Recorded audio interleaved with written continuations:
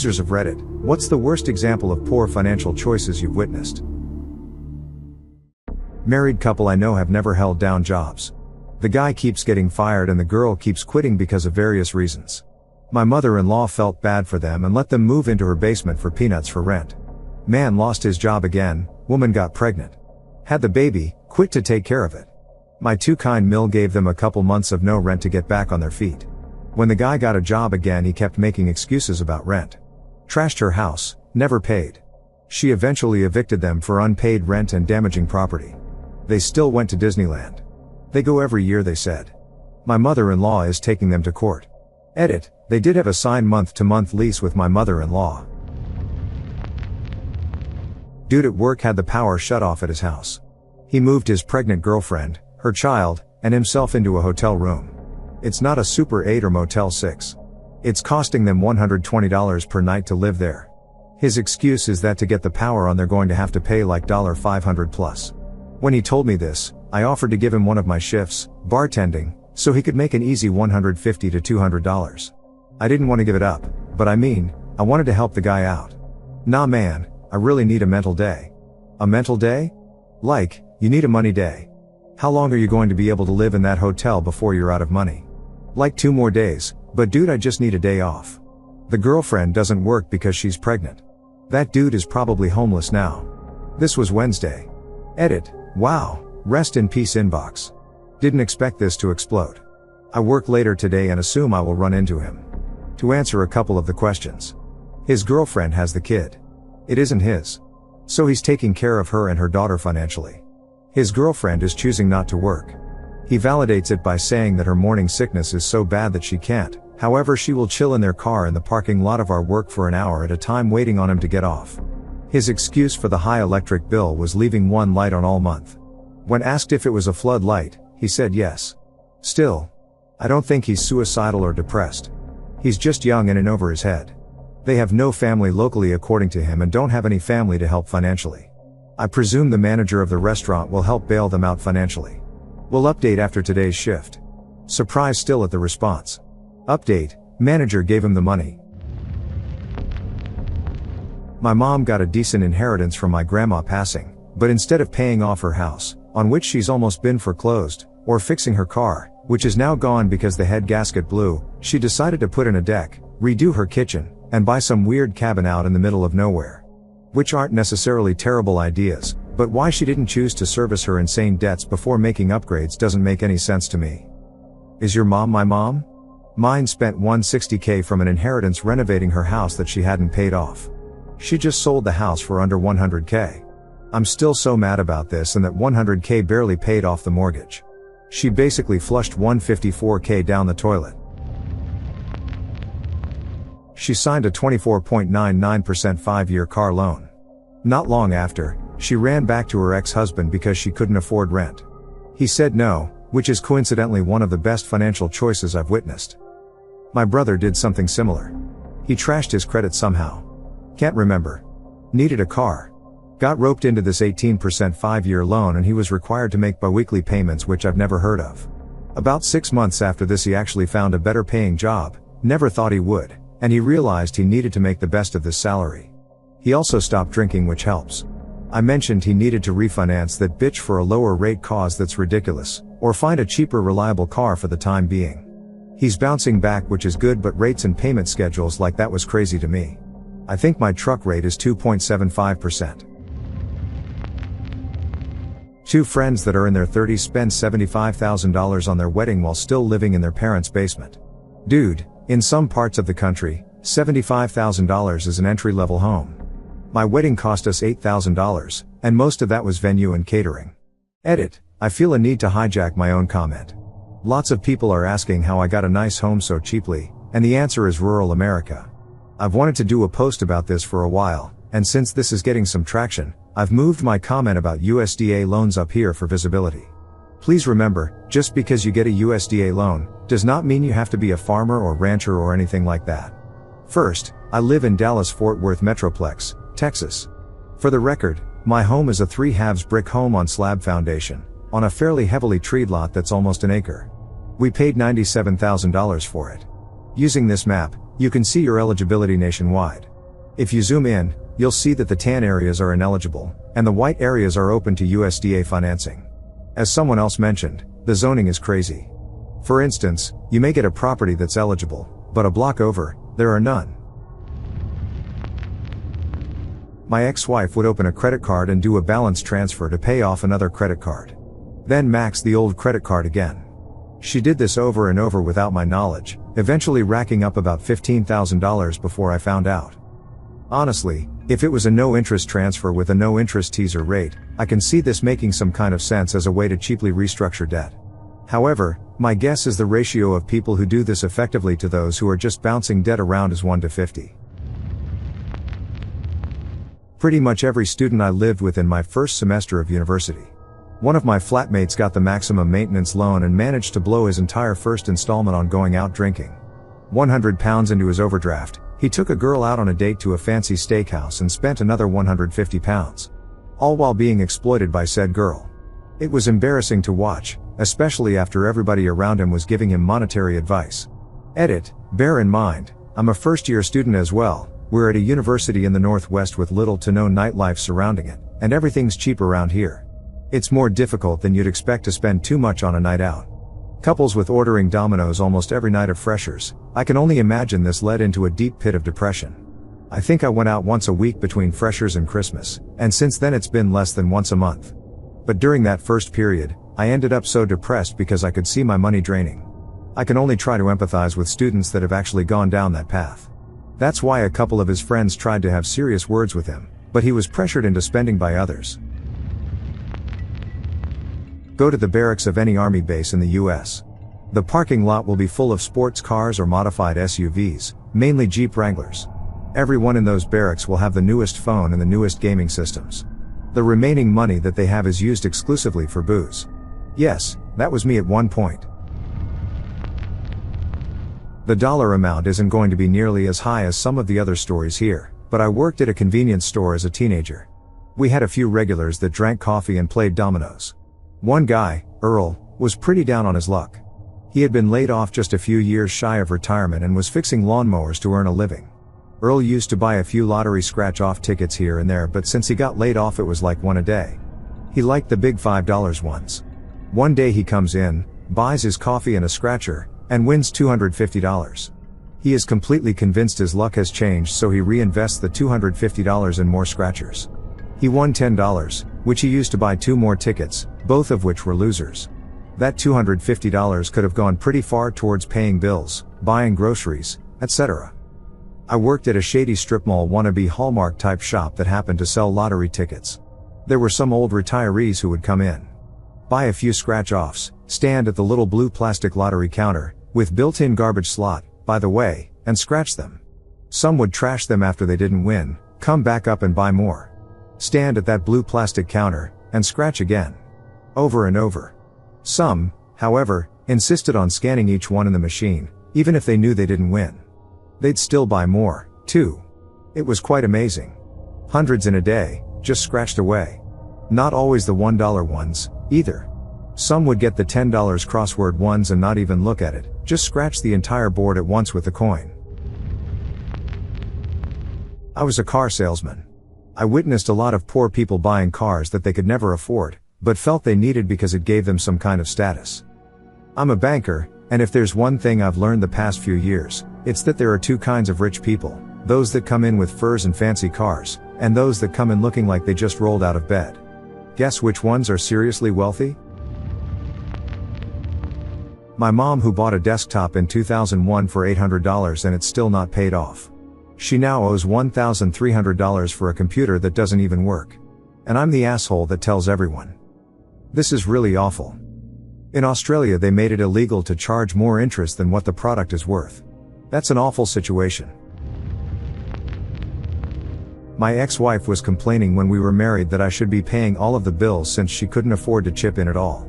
Eventually, I sat her down and went through her personal accounts to see how, exactly, she was barely scraping by making $50,000 while I was paying the mortgage, utilities and grocery bill. The only thing she should have been paying was her car payment. She should have been flush. Nope. She was broke and had to use her credit cards most of the month. I found out she was spending nearly $1,000 per month at her chiropractor. Multiple weekly visits, she got a massage there as well. She also visited their in-house nutritionist who was charging her a few $100 a month to give her some weird-ass diet that included things like, after dinner, you can have 4 grapes.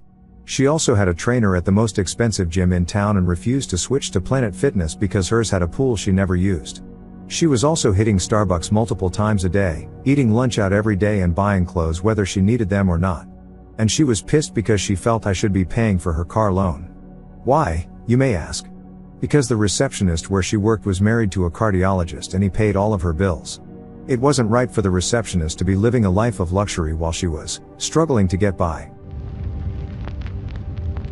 My sister worked at a local bank from the late 70s to about the mid-80s. She early on became one of their main computer people. I am currently an IT professional, but I remember her explaining to me the difference between software and hardware. So one day she finds out that there was a largish chunk of money in her retirement fund from the bank. Like 30 large or something. She is maybe 29 or 30 at the time. For whatever reason she decides to 1. Quit her job. 2. Cash out the money at whatever penalty she had to pay. Buy shit including a horse. She lived in a subdivision so had to board the horse. Got a job slinging cocktails at a local bar. Edit, wow, thanks for the kind words. She was an alcoholic and a hoarder. My brother and I knew she had a problem, but she had a job and was well liked by her coworkers. So I like to think she was content when she passed. This was a number of years ago and the morning has passed. We keep her on the bookshelf and dust her and put lights on her for Christmas. She loved Christmas. I loved her, but if I had to come up with a pivot point where her life went south, it had to be when she walked away from a good career to get at her retirement fund. The money went away, her husband left her, she remarried a loser, moved to South California, loser left her, she turned into a hoarder, and the last time I saw her was a trip to Vegas my brother and I went to for her 50th birthday. She died alone among a pile of empty Jack bottles due to a fire she started by passing out smoking in bed. Old roommate who was constantly late on rent came into some money after his grandfather passed. After taking care of his debts, smart, he had about $2,500 left and was planning on buying a used Mustang he saw in a grocery store parking lot. Dumb. Luckily everyone was able to convince him that it'd be a dumb idea because it'd end up costing him so much money in gas and taxes. Phew, crisis averted. So he bought a 30-year-old scooter instead, in New England, in the winter. I think it lasted about 6 months before it broke down. Still not sure why he didn't at least buy a brand new one, he had the money for it, but I gave up on trying to make sense of his financial decisions. I dropped $1,000 on Nerf guns and accessories, thinking my friends would want to make a tournament-style thing in the backyard, 2-acre lot. Turns out my wife and I were the only people out of everyone we knew who would want to do something like that. We were 20 years old at the time. We ended up giving most away to relatives with kids or used them as gifts. Edit, I was not prepared for the amount of attention this would get. Edit number 2, this was a couple of years ago. I'm 22 now. My wife and I have been together for 5 years now, married for 2.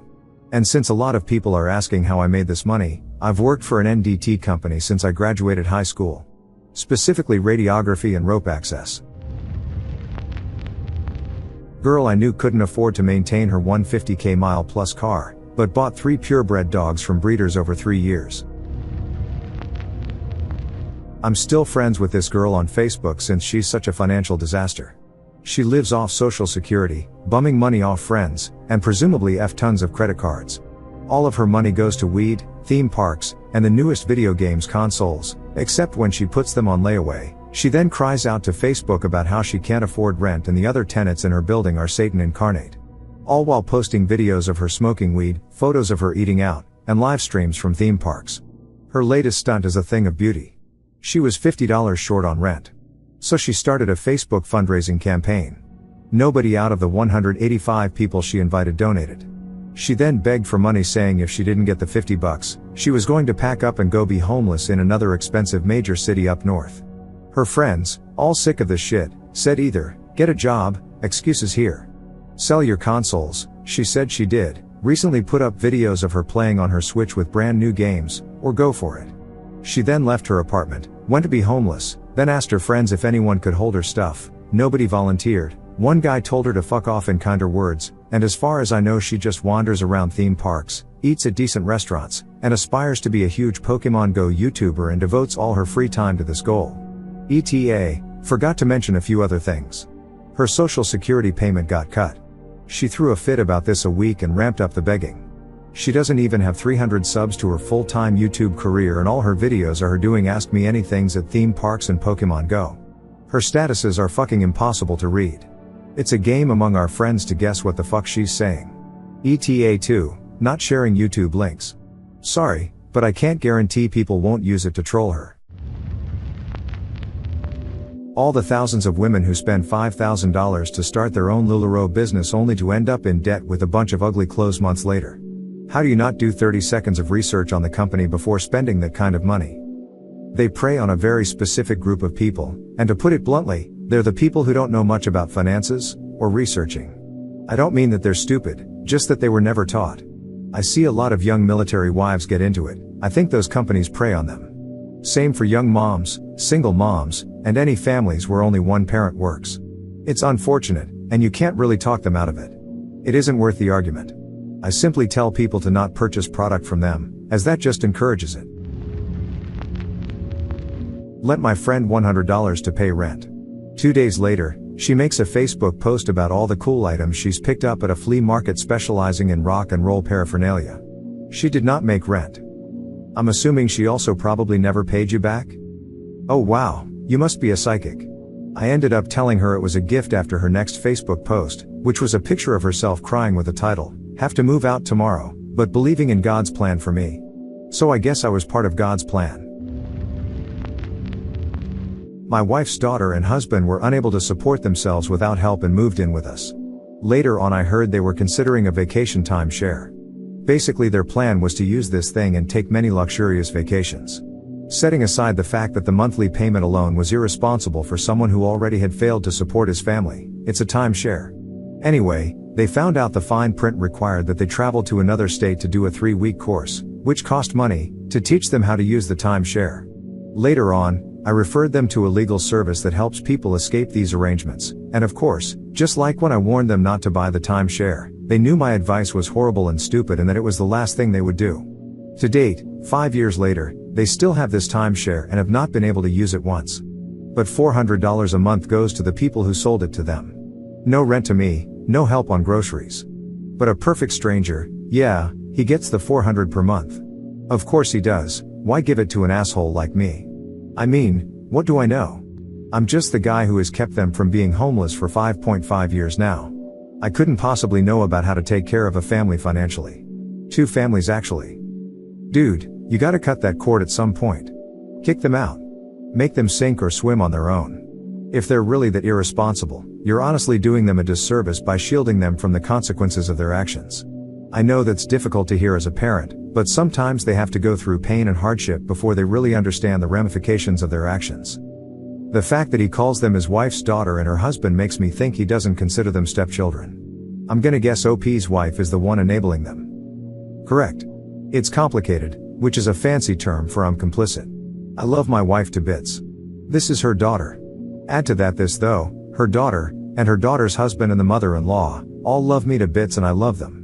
So one could also say at least everyone loves each other. I don't want to enable them and I'm way more on the tough love side. My wife has never pushed discipline on the daughter, so now that the daughter is 30, it's too late to inculcate that now. Add to that, 2 grandkids.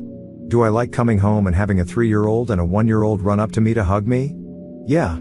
It's complicated, we're working on it.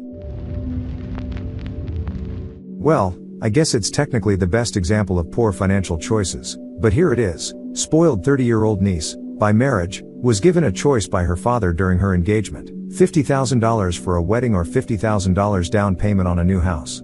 Guess which she chose? Yeah, 10 years later and the marriage is all but over. She and her husband have been evicted multiple times from different rentals, which my brother-in-law repeatedly funds. They're addicts with no desire to work, and cannot pay for basics like groceries, gas, clothes, etc. Oh, but they do scrounge up the money for their pills and smokes. The sad part is that they have a beautiful daughter whom her parents are all but raising full-time. I always wonder in these scenarios, could I get $15,000 for a wedding and $35,000 for a house? My brother-in-law would have happily accommodated this, but niece was determined to have a lavish 400-person wedding. It was a nice wedding. basically every financial decision my husband and my best couple friends ever make. Ever.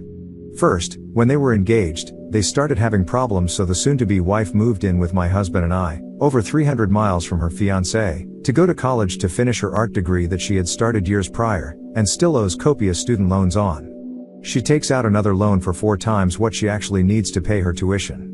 I put my neck out and got her a job with my employer, with whom I had a very good reputation. She decided she couldn't handle it, retail, and put in her 2 weeks. But instead of working her notice, she just stopped going. We never got a dime of rent. She was useless around the house, never helped with the utilities.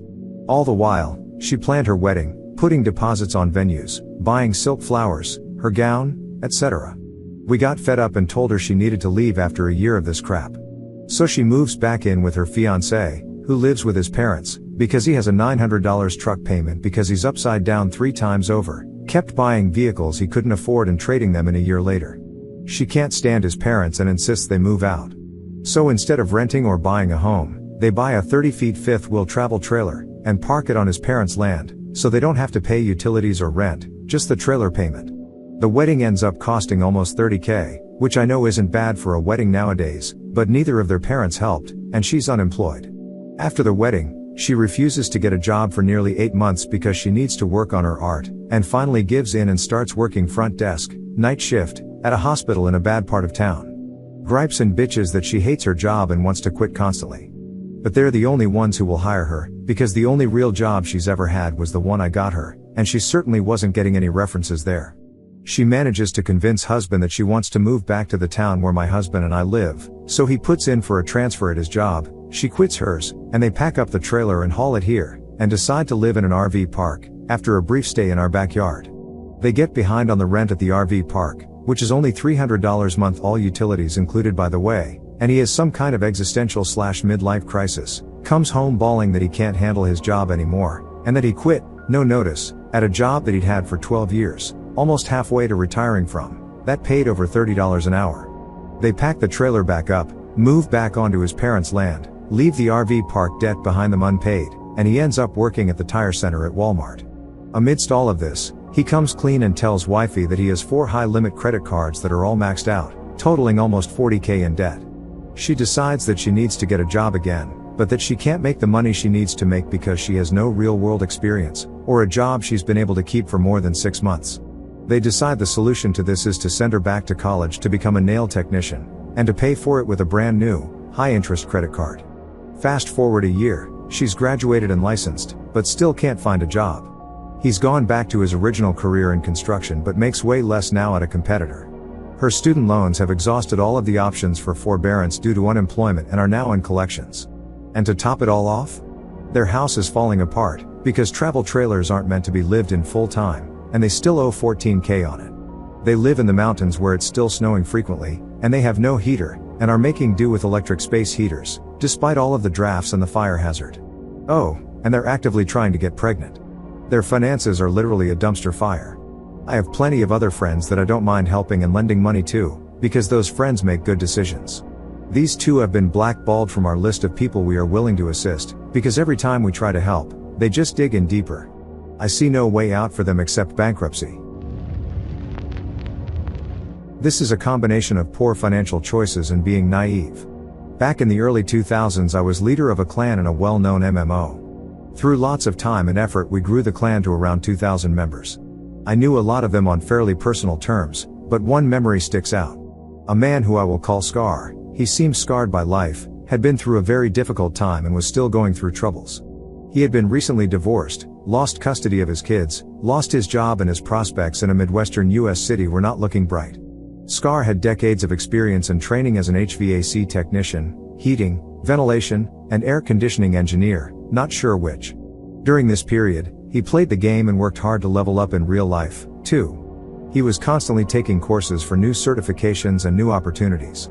He was probably qualified to be lead HVAC engineer on high-rise construction and certainly able to oversee any ongoing, already completed, building of nearly any type. After a couple of years of unemployment, luck finally came for Scar. Another player in our clan happened to be quite wealthy. Obnoxiously so. This guy, we'll call him Ocean, owned several homes around the world. One of the homes Ocean owned was a large beachfront estate in Hawaii. It was a 12-bedroom house with guest quarters and a staff of 6. Ocean had recently lost his HVAC tech/handyman. This was a perfect opportunity for Scar. He was overly qualified, if anything. The two men started chatting privately and ultimately Scar found a new job working for Ocean. He would live in the caretaker's house and be in charge of all the HVAC work, some security operations, computer stuff, and assist where needed on chores like power washing and so forth. This is all planned over a 2-month period. Scar demands and gets a 3-year contract with some nice terms and medical insurance plus time off and so on. To make sure he knows what he is getting into, Scar requests more details. Ocean emails him diagrams of the house, all the HVAC equipment, notes on how it has been maintained, and details about the property and expectations. Scar would work 20 to 50 hours per week, depending on the season and on what guests and family would be on property during those times. Once the final agreement was made, Scar sold all his stuff. It is incredibly expensive to transport or ship household items from the mainland to Hawaii. Anyway, Ocean is going to provide all that stuff at the caretaker cottage and reimburse Scar for his travel and all related expenses. They confirm all this via phone and email. Scar gets on a plane and heads for Hawaii. At a stopover in Los Angeles, Scar chats with Ocean about a few details and gets on to the final flight. Everything is great, this is a fine chance to turn around everything in Scar's life and start fresh. Scar lands in Hawaii and is waiting for the car to pick him up. Scar, after an hour or so, calls Ocean. The chauffeur is running late today, having to drop off some paperwork and run some errands that delayed things. Scar thanks Ocean again and hangs up to wait. No car ever arrives. Scar is waiting at the airport for hours. He tries to call Ocean but gets no answer. 5 hours later, Scar calls Ocean one final time. The phone has been disconnected. Scar never heard from Ocean again, but he went to the house. The house was owned by an elderly couple who had never heard of Scar. These, the real owners, had no idea any of this was happening, or indeed how diagrams of their home and its internal systems had been attained. Scar returned to the MMO 6 months later. He told his tale. He ended up homeless in Hawaii for a couple weeks. But he had a good resume and a growing profession. He passed it to everyone who would let him, submitted it online and finally found a good job. He ended up working for the state government, using his HVAC skills to maintain a complex of government buildings. So, I guess, it all worked out. But it must have sucked in the middle part. TLDR, man found an incredible job that never actually existed and uprooted his entire life to pursue it. Edit, everyone's asking about Ocean. He just disappeared. No one ever heard from him again. He was just suddenly gone one day. If you've read the story, you can guess which day it probably was. What kind of cold-hearted fuck does that to someone? Truly, it was one of the most despicable things I have ever witnessed. And it was so meticulously planned out. I had serious misgivings on behalf of my friend/gamer buddy. But when he was telling me about the place, the detailed wiring diagrams, and so on, it was very hard to imagine it was all just a big fucking troll scam.